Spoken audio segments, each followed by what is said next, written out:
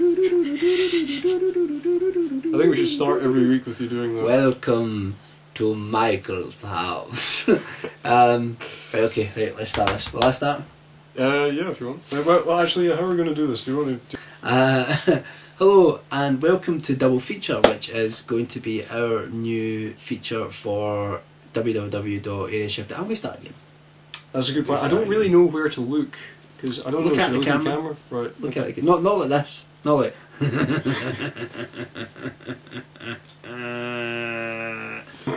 Yeah, don't do that. Yeah, I'll try not to. Definitely don't do that. I'll get that out of the way. I'll get that out of the way first. Alan has a cold. Hello! Let's try this again. I'm going to do this again. Right, third time lucky. Alright. Serious face. Hello and welcome to Double Feature, which is our latest web show for the site. And I'm going to start that again. Fourth time lucky. Fourth time lucky. Welcome to Double Feature. This is our new feature for Areashiftybun.com and for our YouTube channel. I'm Mike and this... I'm Alan Mandius. Look upon my works, ye mighty in despair. I was just going to say this is Alan. Yeah. Basically we had this idea where Alan is totally into anime, film and hentai. Don't tell them that! Not really hentai, I'm only joking. He's really, like, he loves anime films and all things Japan. I'm not entirely sure I'm comfortable with everyone knowing this, but carry on. Why? Basically, Alan really loves anime, and I'm being very camp today, have you noticed this? Alan loves anime, and I love horror films. But there's a lot of times where Alan talks about movies I have no idea what he's talking about because it's some sort of like obscure Japanese thing, hence the anime reviews on the site. And then Mike talks about everything else and I have no idea. Yeah, I think it's more of a notion. Yeah, okay, we have a notion to swap films maybe once a week or once every couple of weeks, and Alan will go away and look at a recommendation that I've given him, and Alan will recommend something to me, and then we'll have a little talk about it and see what we think, because like people really care about what we think. Yeah. They don't. Well, no, we'll keep making videos until they care. Yeah. It's quite egotistical, isn't it, making videos with reviews? I've been thinking about this recently, like making reviews. It's quite an egotistical thing, isn't it? It is actually. Who really cares? Who really gives a I think if you keep doing it, eventually people will care. Build it and they will come. It'll work for Kevin Costner. Yeah. Introduce your film. Yes, this week I have forced Mike to watch The Castle of Cagliostro, which is Hayao Miyazaki's very first feature film, and it is part of the Lupin III franchise. Although, I don't know, Mike, do you want to try and synopsize the film in your own words, or should I do it? I think it would be more entertaining if you did it, actually. It was made by a Japanese junkie who... He's looking at the back of the box! Out of his mind on crack. Sketched a few things. And he smoked crack out of his... Yeah. I've never really watched anime. There's one film that I mentioned to you, what was it called? Castle in the Sky, which funnily enough is directed by the same guy. Right. I remember watching an anime film when I was a kid, and I'm intrigued to know what anime is about, like, because I'm really not into it. So I said to Alan, and so did some people on our forum as well, what would be a good film to start you off in anime? And Alan suggested this. It's like a heist film, isn't it? Yeah, It's about this character. Is it Lupin? Is that how you pronounce it? I was just going with Lupin, to be honest. Okay, well, Lupin. It says Lopan from Big Trouble in Little China. He's like a sort of charismatic, old school criminal, I would say. He's kind of a gentleman thief. Yeah, definitely, and that's a much better way of putting it. The film starts off with... How does it start off again? It starts off with... I have watched this. It's Lupin and his partner Jigen pull off a heist in a casino, only to discover that, you know, the millions and millions of pounds worth... Well, you know, I'm saying pounds, the millions and millions in paper money that they've stolen is in fact counterfeit. This gives them the notion that, you know, instead of whining about it, you know, they should in fact find out where the counterfeit money came from and then take them over. So just to cut things short then, basically they go to this castle that's in this place, Cagliostro. Hence the name. And we find out there's a bit of backstory about how Lupin's actually been there before. And the entire film then takes the course of Lupin trying to get into the castle, basically, Well, it's... I would say it's more about him trying to save the princess. But that comes in eventually, doesn't it? There's a princess in a castle. Who would have thunk it? But he's initially trying to find out, like you say, where this counterfeit money's coming from.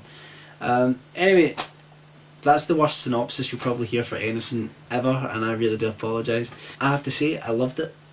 I was really blown away by it. I actually think it's possibly one of the best adventure films I've ever seen. The characters are fantastic.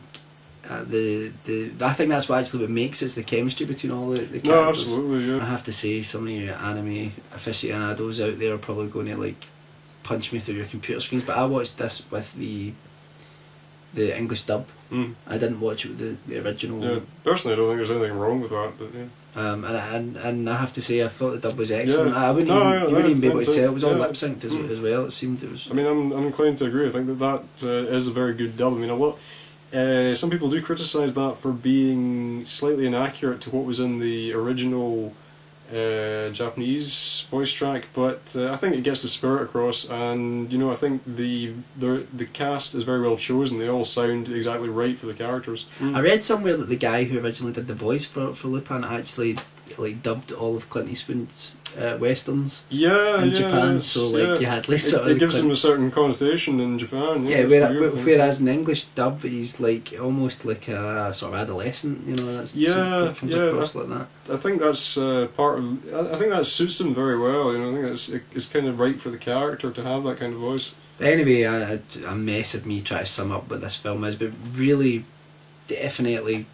Find it and watch it, because I really loved it. I thought it was fantastic. Yeah, it's not hard to find. I mean, it's this is usually in print and available everywhere. So it's, the animation was great as well. I thought the animation was really good. It's a beautiful film. Yeah. Once they got to the castle and all that, I was like, this is like an Indiana Jones film or a Bond film. That's it. I mean, I would actually liken it. I almost kind of want to say to the Pink Panther, but it's more serious than that. You know, I mean, you could argue that Zenigata, the police inspector, is a sort of Clouseau figure, but you know, it's not as tongue in cheek as that. It's kind of like if somebody made the Pink Panther. If somebody made the Pink Panther only seriously. I wish they did make the Pink Panther. That would be awesome. I'm not convinced that's not like the name of some sort of porn knockoff. Yeah, or it could be, you know, like those guys that make they try to make the blockbuster films like at the same time so they can have them out on DVD and it's like cheap knockoff. What was it? Transmorphers. Yeah, or I Am Omega. I Am Omega. Transmorphers. Great.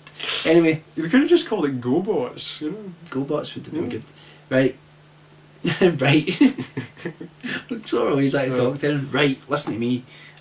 Definitely check this out. Loved it, and I'm going to check out a lot more anime now because of this, but not hentai. Like he's, you know, Japanese pornography. I think it's actually hentai. Is it hentai? What's hentai? Probably some girl that lives down the road from me. Okay, so I suggested a film to you. Well, it was a little bit of a cheat because it wasn't a full film, was it? I like the way you did that. It's like almost a tag team wrestling kind of thing. Yeah. You're in! So it's been really camp today. Hello! Shake hands like in the opening of Predator. You know, it doesn't really work when you're not when you're not Carl Weathers and Arnold Schwarzenegger. It doesn't work. Yeah. But I watched Warning to the Curious, which is a BBC made-for-TV adaptation of an M.R. James short story.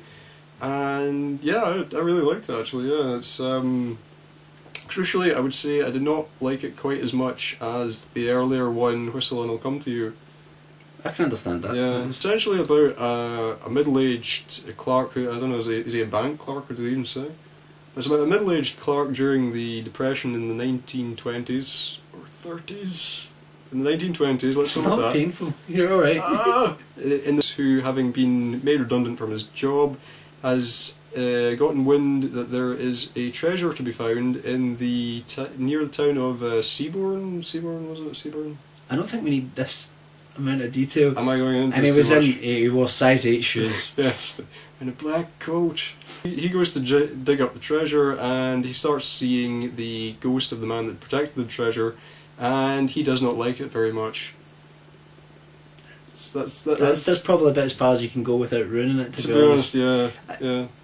I suggested it because I've been re-watching a lot of the BBC Ghost Stories for Christmas, and they're all about 40 minutes, 45 minutes long. And most of them are just some of the best ghost stories and horror that I've seen on television, plus the fact that they're based on M.R. James, who's like my favourite, one of my favourite writers. What did you think though about... about the scares in it, because there are no jump out scares. Yeah. Well, I think it's more sort of sense of quiet malice, a kind of building sense of paranoia and sort of building terror rather than any kind of one, sort of jump out of the seat moment, really. And I think there's a real sense of kind of loneliness and being ill at ease. Even when there are other characters around, there's still a kind of feeling that the main character, Paxton, I think his name was, just isn't being... Bill Paxton. Yes, it's Bill Paxton. He's dressed exactly the way he is in Aliens, and yeah... As Hudson. Yeah, yeah. That would have been weird. Would have been awesome. But yeah, no, there's a sense that he just doesn't really fit in. That he's always the outsider because he's from London. This is very much sort of small. I think kind of there's a rural tremendous community. sadness to it as well. Yeah. I think about his character and when he starts talking about how he's been laid off and all that, and it's really, really sad. But I would definitely recommend it to anyone that likes ghost stories or wants to see real horror, because most of the horror that we see now, it's all in your face. And what's great about the ghost stories for Christmas is that they build it up through suspense, but they do show you things. It's not just all in your imagination. They do show you things. That was the one thing that I think I kind of liked so much about Whistle and Will Come to You, because there's a sense that it could almost go either way, without wanting to give anything away about that. There is very much that element throughout a lot of the film, whether it is in the character's mind or not. And I mean, I don't know, some people maybe prefer that, some people won't.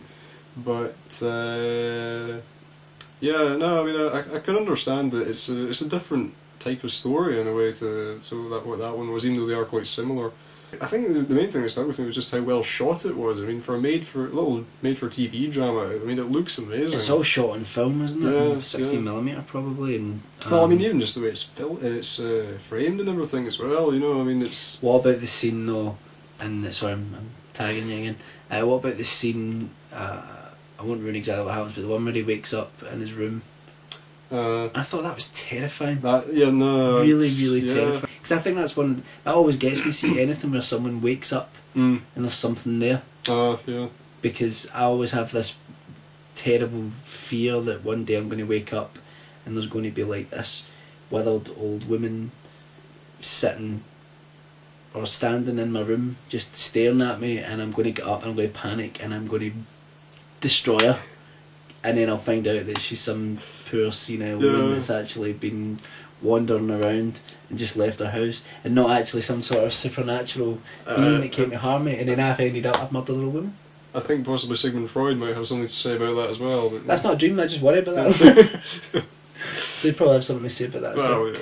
Anyway, I have no idea how much time we've got left on this. I think we should probably wrap it up. We probably should. So essentially, yeah, go and watch The Castle of Cagliostro and go and watch yes, go and watch Whistle and I'll Come to You. But also watch A Warning to the Curious. Yes. And it's a good night from me. And it's a good night from him. Ta-da! Hey! Alright, thanks for listening, guys.